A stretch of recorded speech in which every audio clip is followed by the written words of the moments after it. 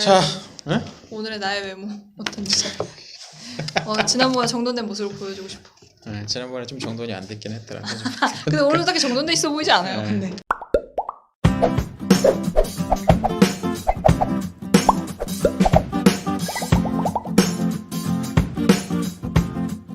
반갑습니다. 구름책방의 김상우입니다. 네, 이다은입니다. 자, 우리 지난 첫 번째 영상에서 우리 구름책방으로서는 아주 좋은 성적을 거두고 있습니다. 물론 얼마 되진 않지만 조회수가. 자, 우리 네. 찬양팀 여러분과 제 친구들 감사합니다. 제 친구가 네. 교회를 다니지 않는 친구가 영상을 보면서 목사님 되게 음. 생각이 열려 있는 분인 것 같다고, 깨어 있는 분인 것 같다 식으로 얘기해가지고. 내가 좀 열려 있지. 그래서 뭐 정말 유식하고 정말 그런 데는 좋으신 분인데 내가 많이 열려 있지. 사람으로서는 잘 여러분, 우리 구름책방 머그컵이 새로 나왔습니다. 우리 관련 이벤트 영상 올려놨는데요. 댓글 이렇게 잘 써주신 분들을 골라가지고. 저 선물 저건 뭐예요? 자, 지난주 영상 보고서 뭐 주변에서 뭐라고 얘기하는 거 있던가요? 목사님 머리가 쪽송이 같다. 다들 목사님 머리 스타일 왜 이렇게 됐냐? 그래, 반응이 나오는 대로 네. 댓글을 좀 올려달라고. 봐주는 것만으로 고맙게 생각해요 지금. 근데 댓글은 큰 힘이 된다. 영상 제작하는 사람에게 큰 힘이 된다고 좀 전해주세요. 자, 오늘 본격적으로 우리 그 첫 번째 장을 같이 읽고 이야기를 해보려고 합니다. 온유라는 이름이 붙어 있네요. 우리 이 작가가 이 온유라는 것을 어떻게 자신이 실천해 볼 수 있을까를 고민을 하면서 6가지의 그 실천 목표를 잡았어요. 네. 온유하고 정숙한 심성을 기른다. 심지어 축구 경기를 난 이 구절을 딱 읽으면서 바로 다은 양이 떠올랐어요. 축구 좋아하잖아요. 네, 전 축구만 좋아하는 게 아닙니다. 전 여름에는 축구 야구를 보고 겨울엔 배구를 봅니다. 축구 볼 때 어떻습니까? 여기 재밌는 그림들 되게 많이 나오잖아요. 여기 토요일 오후가 되면은 부모님 집에 텔레비전 이렇게 하나 두고서 다들 모여가지고 막 고함을 질러대면서 어마어마한 양의 고기를 먹어치운다. 축구 볼 때 어떻게 보나요? 축구 볼 때요? 네. 욕하면서 보죠. 야구 볼 때 어떻게 보냐고 욕하면서 보죠. 이 스포츠라는 게 사람을 좀 경쟁적으로 만드는 면이 있긴 해요. 그죠? 맞아요. 온유라는 것을 이 10월 달에 내가 실천해 봐야겠다라고 하니까 가장 크게 이제 걸렸던 게 이 축구 이거 하면 안 되는데 라는 거죠. 그럼요. 쉽지 않아요. 네. 잘하면야 뭐 상관없지만 네. 못하면 꼴찌팀. 네. 그러니까 우리 팀도 욕하고 심판도 욕하고 상대 팀도 욕하고 못하면 우리 팀이 못하면 근데 우리 팀이 잘하면 조용히 채널을 돌리면 그럼 조용히 채널을 돌리고 내 마음을 편안하게 해주는 유튜브를 신청하는 거죠. 고향에 나와서 야옹야옹 거린 유튜브를 신청하면서 목사님처럼 놓을 수 있으면 욕 안 하고 안 보면 돼요. 근데 못 놓으니까 근데 이제- 열분 터지니까 욕을 하는 이제 시작을 해서 이제 실점을 또 하고 또 실점을 하고 득점 기회를 놓치고 다시 실점을 하면 이제 고양이를 보는 거지. 이 장을 읽으면서 뭐 어떤 것들이 딱 떠올랐나요? 이 장을 읽으면서 일단 여자애가 이래야 돼 하는 것에 대한 분노를 다시 한번 더 느꼈는데 왜냐면 여자애가 이런 소리 저는 제 삶에서 굉장히 많이 들었기 때문에 여자애가 어쩌고 네. 그지? 왜냐면 저는 뭐 막 말도 좀 막 해요. 욕하는 건 아니지만 막 뭐 이런 식으로 하니까 이것도 여자애답지 않고 그 여성이라는 이미지가 확실히 박혀 계신 분들한테는 그리고 뭐 옷차림도 뭐 제가 뭐 꾸미고 다니거나 이런 타입 아니다 보니 사람들이 생각하는 여자와는 많이 멀었던 거죠. 그래서 제가 조금이라도 꾸미거나 이런 날은 야 다하나 보기 좋다 얼마나 여성스럽고 좋니 이런 얘기 정말 많이 들었어요. 그냥 오늘 하루 좋다는 오셨어요. 거잖아요. 그 사람들은 보기에 그러니까 내가 보기에 참 너 오늘 예쁘다 좋다 뭐 그 얘기를 그렇게 하는 거니까 알아요. 틀렸다는 얘기가 아닌데 표현을 좀 이렇게 표현을 이제- 능숙하지 못하게 하신 건데 그러니까 표현을 좀 바꿔야 될 필요가 있지 않나 이제 의도적으로 의식적으로 요즘 방송에도 많이 나오고 그런 얘기를 하고 싶은 거지 뭐 그분들이 틀렸고 뭐 기분 나빴다는 얘기가 아닙니다. 왜 사람을 이렇게 몰아가요? 근데 이게 여성적 성격만 있는 게 아닌 게 남성적 성격이라는 것도 있고 그것도 강요받긴 해요. 맞아요. 그런 뭐 거지. 남자가 너 뭐 그러면 되겠어? 맞아, 이런 걸로 식의 울고 뭐 이야기들. 약간 이런 거. 남자는 울면 안 돼. 왜 안 돼? 많이 울면서 자기들도. 뭐 그런 것들 요구하기도 하죠. 그러니까, 결국 사람을 사람으로 봐줘야 돼. 그게 지금 저는 제일 필요하지 않은.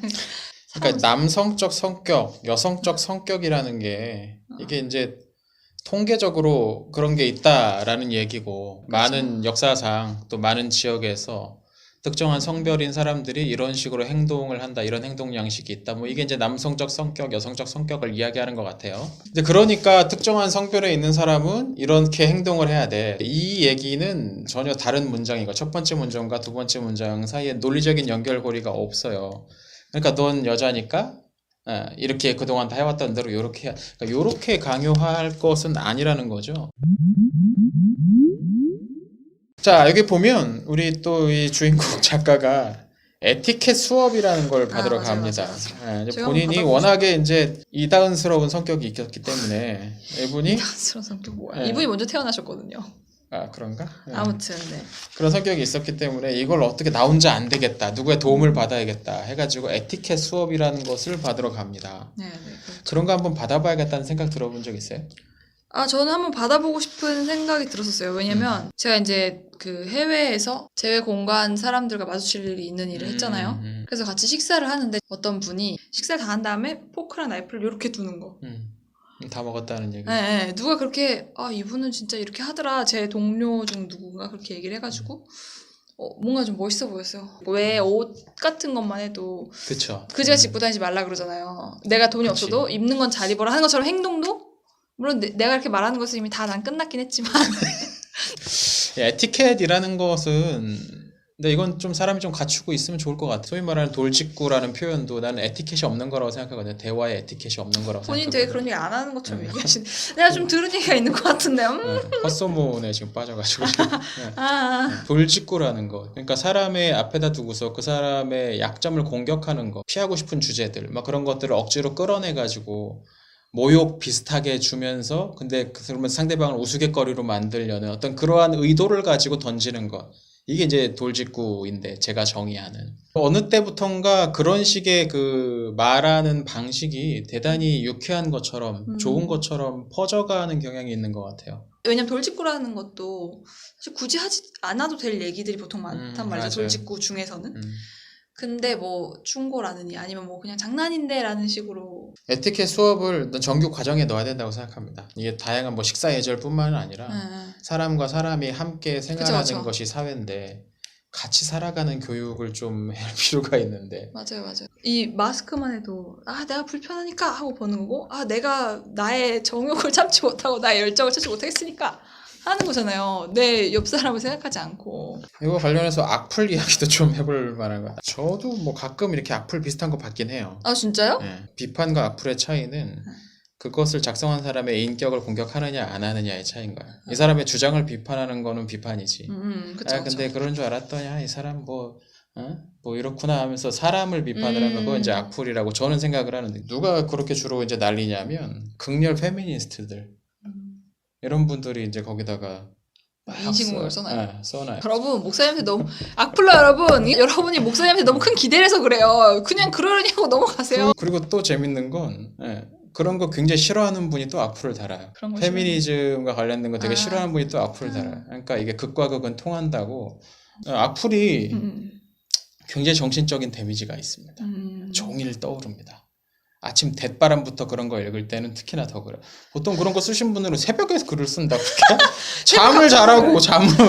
새벽 감성이라서 그래요. 왜 잠을 자야지 새벽에 이렇게 비난하는 글들 이렇게 쓰고 그러셔요. 그런 거 받을 때 이제 온유해지기가 어렵지 사실 사람이. 목사님 그거 볼 수밖에 없잖아요. 네, 그래서 저는 그냥 그러면 이제 그분은 차단합니다. 너 차단. 막 그 다른 사람을 자꾸 평가하고 싶어하는 것 같아. 우리 사회가 이건 미국 사람인데도 그렇고 맞아요. 막 남의 기호라든지 막 그런 것까지 막 내가 이렇게 매니저링 해주려고 맞아. 우리 엄마랑 우리 어머니랑 우리 할머니가 맨날 제가 라면에 물을 부어서 먹을 때가 있어요. 무슨 맛으로 먹냐고. 특히 이게 차가운 보리차에 담가 먹으면 진짜 맛있거든요. 저만 그런 줄 알았어요. 근데 보니까 그 에이핑크 정은지 씨가 그렇게 먹더라고. 우리 어머니랑 할머니가 맨날 그 무슨 맛으로 먹냐고 구박을 했어요. 내 기호인데 내가 먹고 싶어서 먹겠다는데 나 진짜 너무 스트레스였어. 그러니까 우리를 스트레스를 받게 하는 것들이 너무 많아. 이런 사회에서 우리가 온유해질 수 있을까?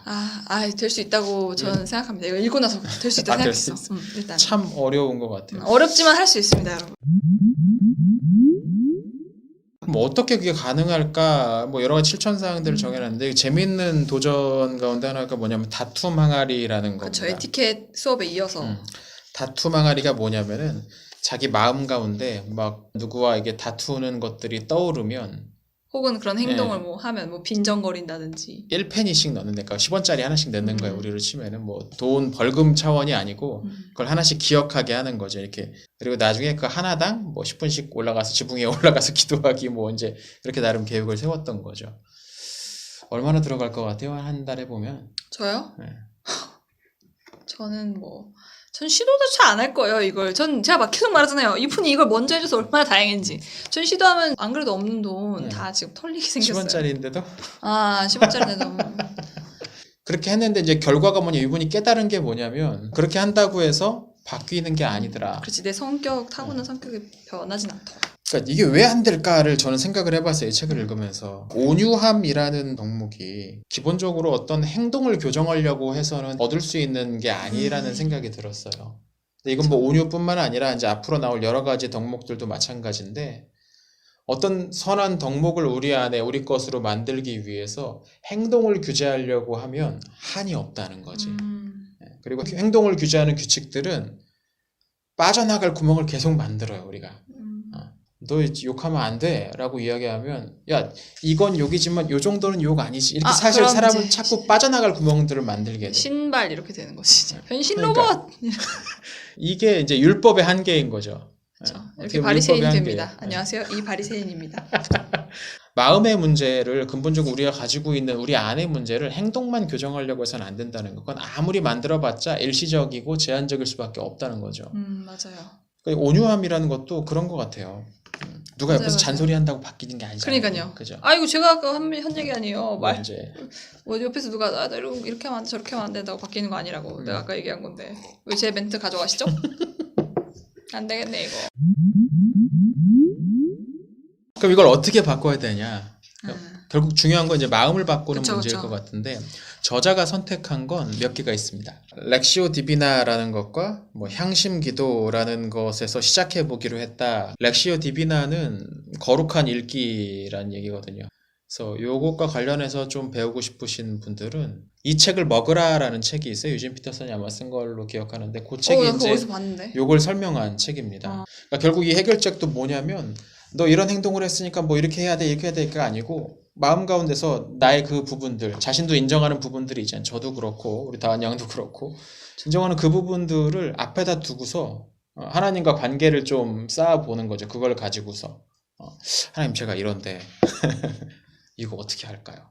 그 문제를 가지고 하나님과 계속 대화하는 거죠. 기도를 통해서 내지는 뭔가를 읽기를 통해서. 약간 뭔가 엄마니 밤매움 이런 느낌은 아니구나. 주문을 외우는 것과는 다르죠. 이런 느낌이 아니구나. 주문을 외우는 것과는 다르고 그 주제를 가지고서 계속 하나님과 내적 대화를 해가는 거죠. 실제로 저자가 어느 정도 효과를 좀 본 것 같아요. 네.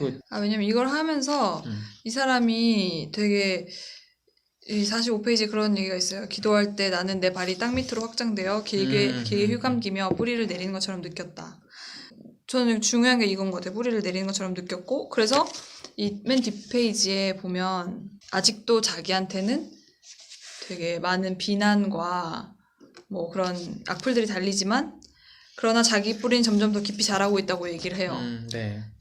이게 그러니까 제가 생각하기에는 이분이 온유해진다는 걸 연습하면서 이런 뭔가 어려움에도 하나님과 자기의 관계를 통해서 더 단단해지고 그런 거에 일희일비하고 흔들리지 않는 강인함을 갖게 됐다는 것이 이분이 얻은 것이고 그것이 온유한 게 아니냐. 그렇게 하는 게 온유하게 되는 삶의 시작이 아닌가라는 생각을 해봤어요. 그게 온유한 게 아니라 시작. 첫 번째 달인데 굉장히 중요한 어떤 통찰을 얻은 거죠. 네. 내가 이걸 해보려고 이렇게도 해보고 저렇게도 해봤는데 그 행동하는 거, 계획 세우는 거, 그 실천 규칙 가지고서 온유해지는 게 아니더라라는 걸 깨달았다라는 거죠.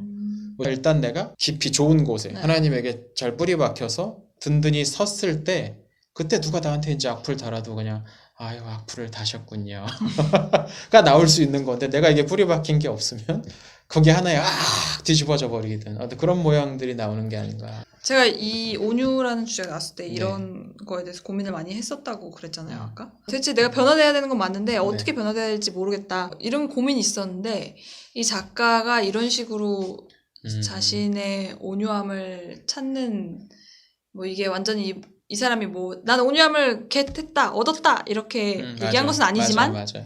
어쨌든 이 사람이 변화를 이렇게 써주니까 전 확실히 이런 거구나. 내가 내 성격 자체를 뜯어서 오셨사옵니까? 이럴 필요는 없었다.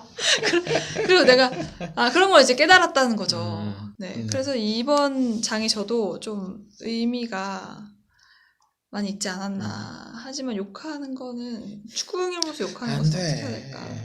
돌리라니까. 여기서 그 온유에 대해서 얘기할 때 작가가 처음에 생각했던 거는 이렇게 유순하거나 고분고분 제가 말했던 그런 뭔가 부드러운 이미지. 그러니까 처음에 실천하는 것도 보면은 네, 남편이 뭐 얘기하면 그대로 뭐 순종하고 그게 온유함이라고 생각하고 시작을 했어요. 네, 그랬는데 이분이 점점 오히려 자기한테 확신, 힘, 굳은 결심, 뭔가 약간 그런 부드러운 게 아니라 뭔가 강한 이런 느낌의 것들을 그런 감각을 줬대요. 이게. 네. 그러니까 이 부분이 이제 재밌는 부분이죠. 온유함이라는 단어랑 뭐 힘, 굳은 결심이라는 단어가 상당히 느낌상으로 되게 멀어 보이는데 이게 사실 연결되어 있는 거라는 이 통찰을 여기서 이제 주는 겁니다. 온유해지려면 심지가 굳어야 되고 흔들리지 않을 수 있어야 된다는 그 이야기인 거죠. 네. 또 하나 생각해 보고 싶은 건 이 온유함은 여성의 되게만 성품인가? 네, 라는 생각도 해볼 필요가 있을 것 같아요. 맞아요. 맨 앞페이지 보면은 성경에 나오는 여성에 관해서 온유함을 요구하는 듯한 구절들을 이제 잔뜩 인용하면서 실천사항을 정했었는데 이건 의도적으로 그렇게 고른 거고 사실 그 성품은 남성들에게도 성경에서 동등하게 요구되고 있는 것들이거든요. 예를 들어 모세에 대한 가장 큰 칭찬은 뭐였냐면 그는 지면에 있는 모든 사람보다 온유함이 더했다라는 표현이었어요. 그러니까 실제로 뭐 남녀 구분하지 않고 이 온유함이라는 것은 동등하게 필요한 부분이죠. 맞아요. 여기 줄줄 말하고 있어요. 그리고 작가도 이게 남녀에게 둘이 되게 본인 얘기인 것처럼 책에 나와 있는데 본인 얘기예요. 본인 얘기이기도 한데 책에도 나와 있습니다. 여러분 읽어보시면 저도 한번 노력해 보겠습니다. 이런 뿌리를 단단하게 내리는 한번 해보고 효과가 있으면 나눠보도록 하는 걸로. 하지만 있으면 없으면 안 나눠요. 온유함이라는 게 사실 시각화하기도 어렵고 이걸 어떻게 풀어갈까라는 생각이 들 수도 있는데 꽤 재밌게 풀어갑니다.